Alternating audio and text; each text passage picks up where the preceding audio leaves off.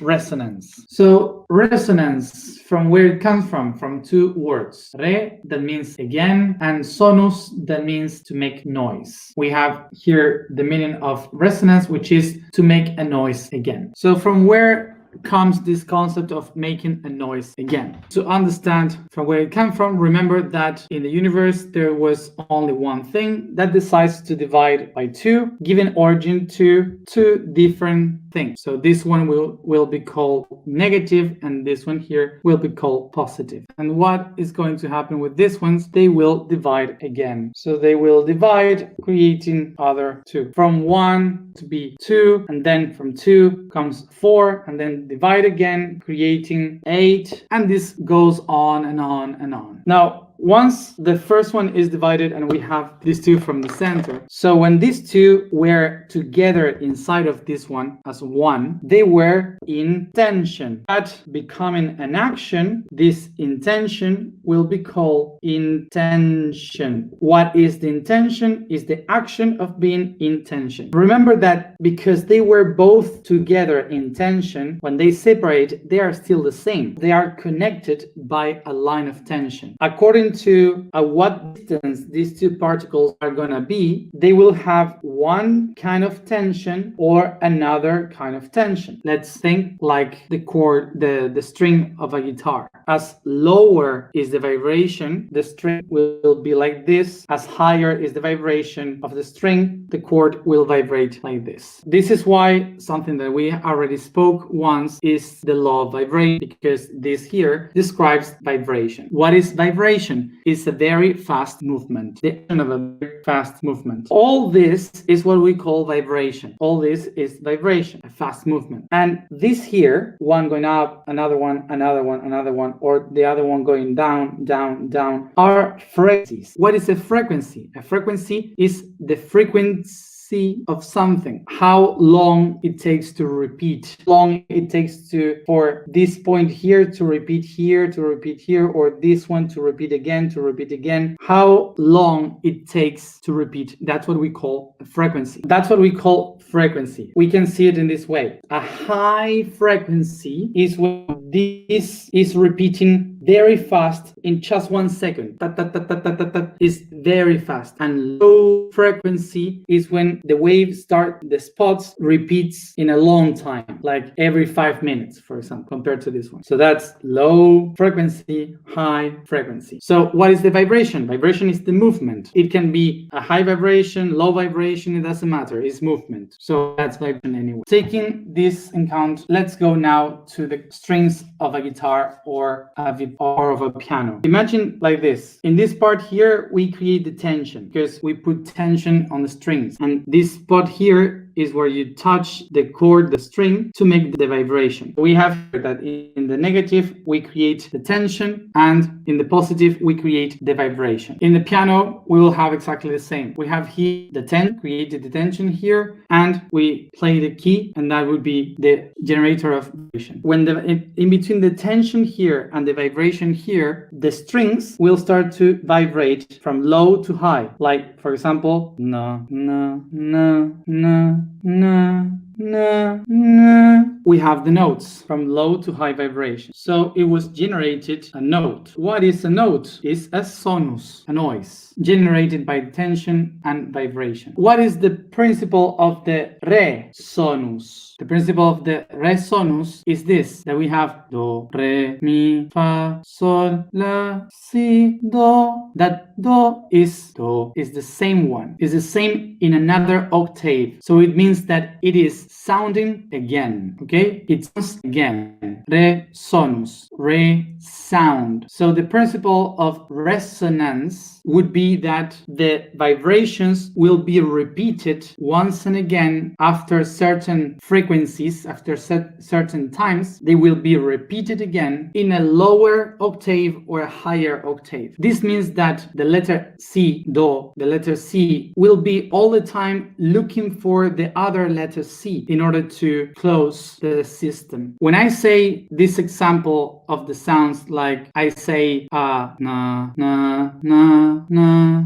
na, na, na, and I end up there, for sure you will miss something. Like you need for something to finish. Like it cannot be like that. You need to finish it, to close it with a na, that sound, which is the other C. If you don't do that, it's like if you are uncomfortable, like if something is not wrapped. Imagine that your life is kind of like this C looking for the other C. And in between, you have many notes that are dissonant with the first one. But you have to keep going through all these conflicts until you reach the resolution in the next. Basically, this means that if I am the note C, I am vibrating in one note, in one vibration specifically, that I will try to look for my resonance through my life, looking for that note that is like myself out there. And for sure, through my life, I can find letters, other notes that can help me to find it. Like when we form a chord, for example, we form a chord and that's much more easier. So we can play with that. But even though we are gonna look for my resonance, meaning that the same note that I am, the same information that I have within me will be the one that I am looking for because it has my same truth, the same truth that I have within, but in another level of consciousness. It will give me something new for me. This means that, for example, when we understand this, we can get that the truth that we are looking for is only related to what we have within. For example,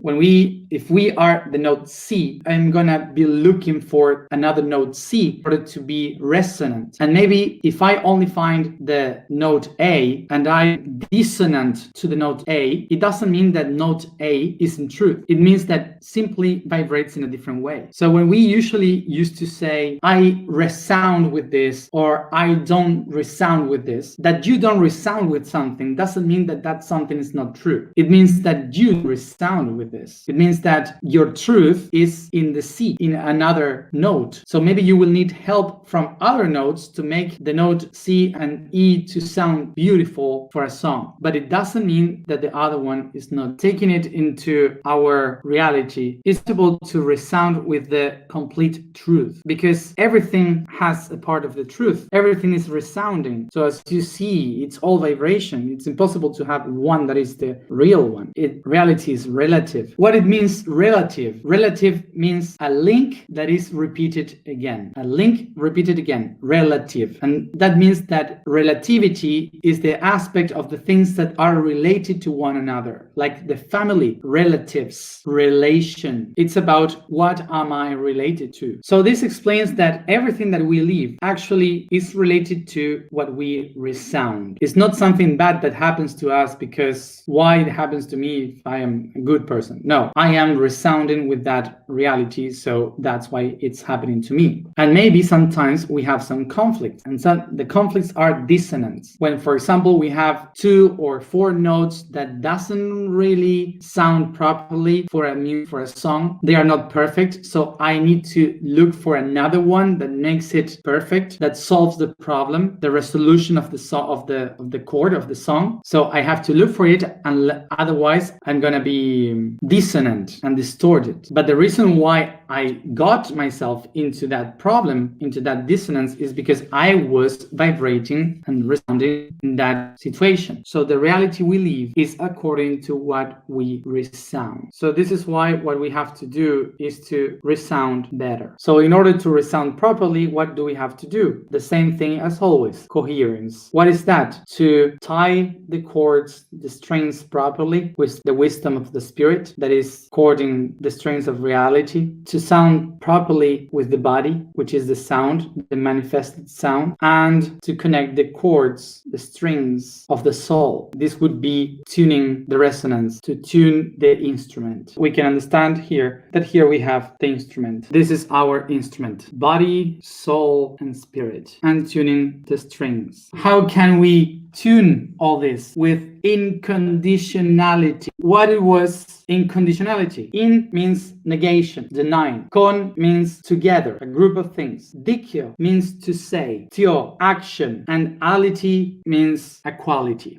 condition is something that a group of people decided together to conform as a truth. So a condition is a group of people that sit and debate and says, do we all agree with this? So this is going to be like that. Conditionality is the quality of that condition. That is unconditionality, that things are not conditioned by a group of people, but things are simply what they are. How can I become unconditional in wisdom with the spirit? For that, I have to be open to listen to everybody and to hear many other truths, to learn something always, to be open to receive the knowledge of others, not staying with only what I know. How can I be unconditional in love? So how can I love with unconditionality? It's basically to release the expectations that we have in the bonds we have with others, to release emotions that connect us with others, and to accept everybody and everything by what it is, not by what we expect to get from them. How can I have unconditionality in will? Is what we spoke the other day, free will, to set ourselves free from traditions, from the cultures, from the religions, from the beliefs of the clan, of the family that we inherit as something that we think is normal. But in order to do that, first we have to love unconditionally, and we have to be unconditional wise. Just to wrap this idea, in the ancient times, in the Atlantean times, the wise people understood that the universe was resonance and vibration. And because of this, they tried to build a language in which they could speak with the universe and try to transform their realities through the word, trying to reach that resonance and getting out from the dissonance. From those main languages, many others were born, because according to the territory, they had to change, because each territory has and the people has a specific vibration according to that land. So that's why through the music and through the way of speaking, they adapted the language in many others. The one that I remember was here in Kem in the Nile, and we call it Saitu. That was that I studied. These languages are the ones that give birth to the idea of mantras, to manifest the vibration and to correct the strings of ourselves. So today in the post, I wrote the letters, the meaning of the letters, what they represent. I would like to write it down here so you have it, and I can pronounce the letters so you know the specific sound. So the reason why I'm going to explain this is because any of those letters and combining them in different structures, we can create a mantra. We can create a name, we can create a song, we can create a mantra that we can say or mantra that we can sing according to the topics that I wrote there, concepts that I wrote in the post with the meaning of each one of the letters. You can create a mantra that you can use for yourself to tune your vibration, or also to sing to the water that you are pouring in the seeds that we were sowing from yesterday for the entire month. Just for you to know, remember that today I say the vibration for today is each one of those vibrations are made with this language, with the meaning of this language. So we are going through all the vibrations 9 times. We started almost 1 year, and there are 36 consonants that repeat 9 times. It would be throughout the entire year, the 360 days that we are repeating this alphabet with the meanings. And the affirmation, that the statement that we made every day, that we say, I am this or that, is the meaning of that vibration, of that sound in that language. So I'm going to do this now so you have the letters organized, because in the blog maybe it was not confusing. And I will pronounce them. I won't explain what they mean. I will explain the sound. If you want to know what they mean, you have to go and read the blog, the part where I explain it. So now you have it registered here. Then you can just stop the image. 9 vowels, and each vowel will have 4 consonants. It doesn't mean that this vowel can be only with those consonants. It's just an organization of the language. So we can divide it this, and we have the first 3 will go to the spiritual level, this one the soul level, and this one the physical level. Each one of these groups will be related with one sound, which is the breathing. The first one is inhalation, the second one hold, and the third one exhalation.